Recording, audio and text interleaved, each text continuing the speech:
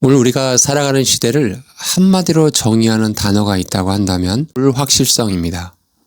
현대인들은 수많은 선택지 속에서 살고 있는 것 같지만 정작 인생의 결정적인 순간에는 사방이 꽉 막힌 벽에 부딪히는 경험을 많이 하게 됩니다.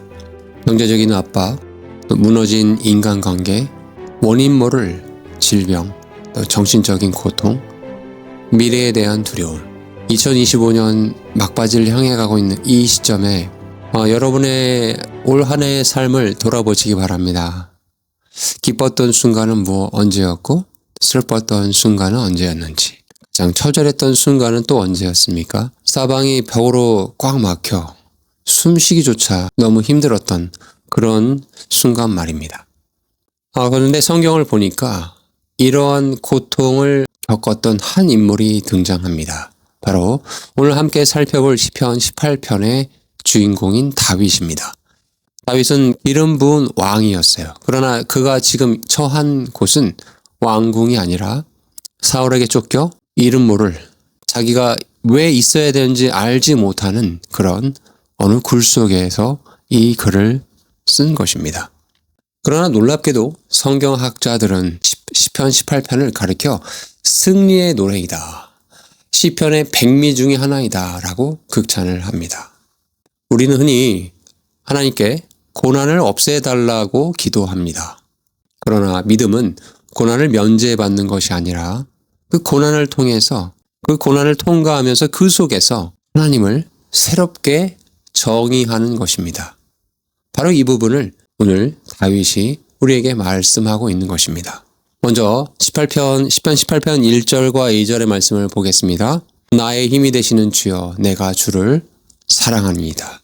주는 나의 반석이시요, 나의 요새이시며 나의 구출자시요, 나의 하나님이요, 나의 신뢰할 나의 힘이시요, 나의 방패시요, 나의 구원의 뿌리시요, 나의 높은 망대시로다. 아멘. 다윗은 지금 하나님은 힘이시다 이렇게 단순히 말하지 아니하고 뭐라 했냐면, 하나님은 나의 힘이 되신다, 나의 힘이 되시는 주여라고 지금 그분을 높이 찬양하고 있습니다. 신학은 이론이 아닙니다. 하나님은 교과서 속에 갇힌 그런 개념이 아니라는 거죠. 다윗에게 하나님은 사울 왕의 추격을 피해 숨었던 그 차가운 동굴 속에서 경험한 구체적인 실체였다라는 것입니다. 그는 하나님을 여러 가지 모양으로 지금 그분을 부르고 있어요. 2절에 뭐라고 하고 있었죠? 주는 나의 반석이시요, 나의 요새시요, 나의 구출자시요, 나의 하나님이시요, 내가 신뢰할 나의 힘이시요, 나의 방패시요, 나의 구원의 뿌리시요, 나의 높은 망대시로다. 이것은 다윗이 그만큼 하나님을 인격적으로 인생의 위기 때마다 깊이 그분을 경험했다라는 뜻입니다. 많은 크리스천들이 제가 이렇게 상담을 하다 보면은 크리스천임에도 불구하고 참 우울하게 지내는 분들이 참 많이 있습니다. 여러 가지 이유들이 있으신 것 같은데, 공통점을 제가 발견했거든요. 그분들이 성경 지식이 없는 게 아니에요. 그러니까 성경 지식은 많지만 정작 나의 하나님으로 하나님을 경험한 그런 순간들이 많이 부족한 것을 또 느끼게 됩니다. 여러분의 성경 지식이 여러분의 삶을 감사와 기쁨으로 이끌고 있습니까? 아니면 그 반대로 이끌고 있습니까? 여러분, 신앙이 뭘까요? 저는 이 시편 1절과 2절의 다윗의 이 외침, 선포를 통해서 다시 한번 저와 여러분과 함께 상기시켜 보고 싶은 것은 뭐냐면, 신앙은, 하나님은 우리가 보지 못하는 순간에도 그 순간에도 일하고 계심을 우리가 믿는 거예요. 아멘. 저와 여러분이 절망의 터널을 지날 때 그분은 침묵하는 분이 아니십니다. 저와 여러분의 구원의 길을 닫고 계신다, 이것을 사실이라고 우리가 믿는 것, 이것이 신앙이라고 그렇게 말씀드리고 싶습니다. 4절 5절의 말씀 보십시오. 사망의 고통이 나를 에워싸고 하나님을 따르지 않는 사람들의 홍수가 나를 무섭게 하였으며 지옥의 고통이 나를 에워싸고 사망의 올가미들이 나보다 앞서갔도다. 다윗은 지금 자신의 상황을 사망, 고통, 올가미, 홍수 이런 표현들로 자신의 상황을 지금 이야기하고 있습니다. 이것은 단순한 비유, 은유 이런 것들이 아니죠. 이 죄와 사망의 권세 아래 놓여 있는 다윗을 포함한 모든 인류의 실존적인 상태를 지금 성경이 말씀하고 있는 것입니다.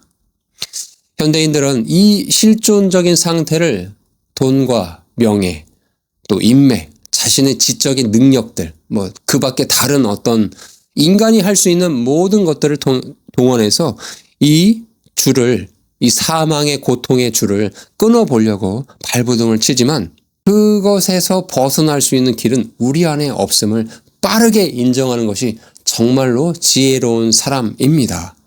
늪에 빠진 사람이 스스로 나올 수 있습니까? 절대 없죠. 그가 그 늪에서 나올 수 있는 유일한 방법은 외부에서 개입해 주는 거예요. 그가 사망의 급류로 홍수 속에 떠내려갈 때 스스로 자기를 구원할 수 있습니까?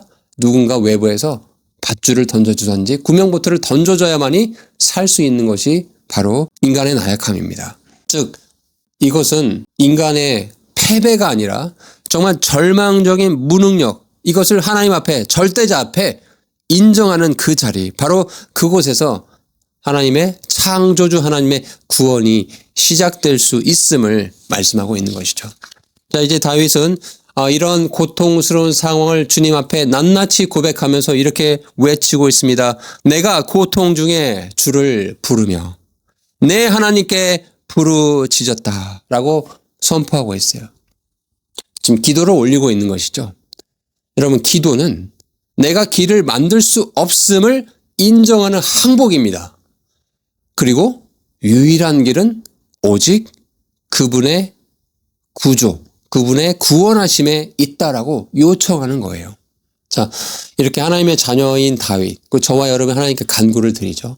이 간구의 기도 소리에 우리의 아버지 되시는 하나님께서 가만히 계시겠습니까?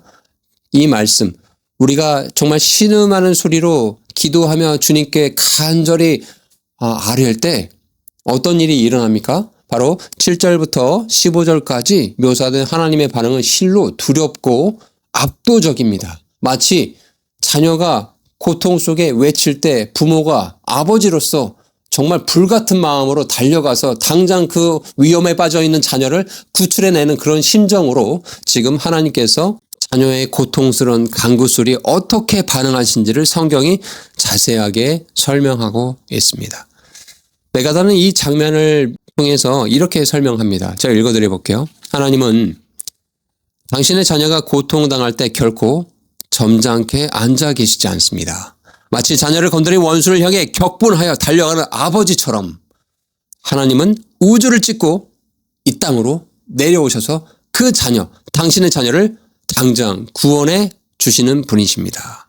이집트에 탈출하는 당시 홍해를 가르고 시내산에서 내려오셨던 그 전능자의 모습, 하나님은 천사를 보내지 않았어요. 즉 어떻게 하셨죠? 직접 하나님께서 9절의 말씀에 가보니까 그분께서 하늘들도 휘시고 내려오신다라고 본인이 직접 해서 이 모든 일을 해결하신다라는 그런 정말 아버지의 심정을 보여주고 있지요. 사랑하는 여러분, 여러분의 인생 길이 보이지 않습니까?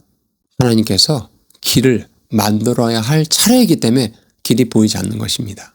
이 아이러니한 역설, 이 믿음의 역설, 신앙의 역설을 잘 이해하시기 바라요. 그분은 많은 물들에서 건져내시고 홍해 바닥을 마른 바닥처럼 건너게 하시는 전능자 하나님이십니다. 저와 여러분의 고통의 신음소리에 방관하지 아니하시고 그 고통의 고난의 한가운데로 들어오고 계시는 그 분이심을 믿으시기 바랍니다. 아멘. 여러분 기억하십시오. 성경이 말하는 하나님은 그냥 철학적인 그런 관념의 신이 아닙니다. 그분은 칠흑 같은 어둠 속에서 빛을 비춰주시는 살아계신 하나님이심을, 꽉 막힌 홍해에서 인간이 생각할 때 도저히 방법이 없다고 생각했을 때 오히려 그 홍해를 갈라서 마른 바닥처럼 걷게 하시는 능력의 하나님, 전능의 하나님이심을 기억하시기 바랍니다. 그분이 바로 저와 여러분의 아버지 되시는 분이시죠. 아멘. 그러나 우리가 시편을 읽을 때 단순히 이 부분이 다윗의 간증으로 끝내서는 안 됩니다. 이 성경의 모든 말씀은 궁극적으로 예수 그리스도를 가리키고 있거든요. 시편 18편에 둘러싸여 있는 고난받는 의인, 원수들에게 둘러싸여 죽임을 위협받는 자, 그리고 결국 하나님께 구원받아 이방인들 중에 주님께 감사를 드리는 자가 누구입니까? 바로 다윗이지만 다윗은 그림자였어요. 이 예언의 시편의 실체가 되시는 분은 바로 예수 그리스도이십니다. 바울도 로마서 15장 9절에서 시편 18편 49절의 말씀, 즉 내가 이방인들 가운데서 주께 감사를 드리고 이 말씀을 인용하여서 이 고백의 진짜 주체가 바로 예수 그리스도이심을 선포하고 있습니다. 여러분 인생에 길이 없어서 막막하게 느끼십니까? 주님이 길이십니다. I am the way. 주님께서 요한복음 14장 6절에 말씀하시죠. 예수님만이 길이십니다. 죄로 인해 하나님께 나아갈 수 없었던 막힌 담을 십자가를 통해서 유일하게 갈 수 있는 길을 만들어주신 분이십니다. 그분은 부활하심으로써 인류 역사상 가장 위대한 기적을 완성하신 분이십니다. 또한 하나님은 다윗에게 기름을 부으시고 왕으로 세우겠다는 약속을 신실하게 지키셨어요. 마찬가지로 예수 그리스도를 통해 우리를 자녀 삼으시겠다는 언약을 신실하게 지키시는 분이십니다. 혹시 여러분의 삶이 칠흑같이 어둡고 길이 없고 어떻게 해나가야 될지 막막한 지경에 있으신 분이 계십니까? 도저히 넘을 수 없는 높은 담이 여러분의 진로와 사업과 가정을 막고 있습니까? 이럴 때 세상은 포기해라, 니까지 이게 뭘 할 수 있겠냐? 라고 다른 길을 찾아봐라 라고 유혹을 합니다. 그러나 오늘 시편 18편의 본문의 말씀은 우리가 부르는 찬양은 명확한 해답을 제시합니다. 인간의 연약한 감정은 흔들릴지라도 그분의 약속은 변치 않는다는 사실을 이 말씀에서 말씀하고 있습니다. 우리의 웨이메이커, 길을 만드시는 분은 예수님이십니다. 그 예수님은 막힌 담을 허무실 것입니다. 또 우리의 미라클 워커, 기적을 만드시는 이 예수님은 저와 여러분의 눈물을 기쁨으로 바꾸실 것입니다. 아멘! 또 우리의 어둠 속에 등불이 되신 그 예수님은 혼돈 속에서 바른 질서를 부여해 주실 것입니다. 오늘 본문 1절에 다윗이 외쳤던 나의 힘이 되신 주님, 내가 주님을 사랑합니다 라고 외쳤던 그 고백이 저와 여러분의 고백이 되면 좋겠습니다. 우리는 정말 약합니다. 그러나 우리 안에 계신 그리스도, 예수 그리스도는 강하신 분이세요. 우리는 길이 없었습니다. 그러나 우리를 인도하시는 성령님은 길을 만드시는 분이라는 것을 기억하셔야 됩니다. 그래서 우리 인생의 결론은 예수 그리스도입니다. 모든 인생의 결론은 예수 그리스도입니다. 아멘. 어떤 형편에 있든지 낙심하지 마십시오. 하나님은 다윗을 건지셨고 예수님을 죽음 가운데서 일으키셨습니다. 그 동일한 성령님의 능력이 지금 저와 여러분의 삶을 붙들고 있습니다. 막힌 인생의 담 앞에 주저앉고 우는 것이 아니라 예수님의 이름을 부르며 그분을 부르짖으며 담을 그분과 함께 예수님과 함께 뛰어넘으시기 바랍니다. 어둠을 찢고 빛으로 오신 승리의 주님이 바로 저와 여러분의 아버지 하나님이심을 기억하시기 바랍니다. 오늘 영상이 여러분의 삶에 인생에 도움이 되셨다면 구독과 좋아요를 함께 해주시고 다음 시간에도 능력의 하나님의 말씀, 유익한 말씀으로 여러분 찾아뵙도록 하겠습니다. 함께 해주셔서 감사드립니다.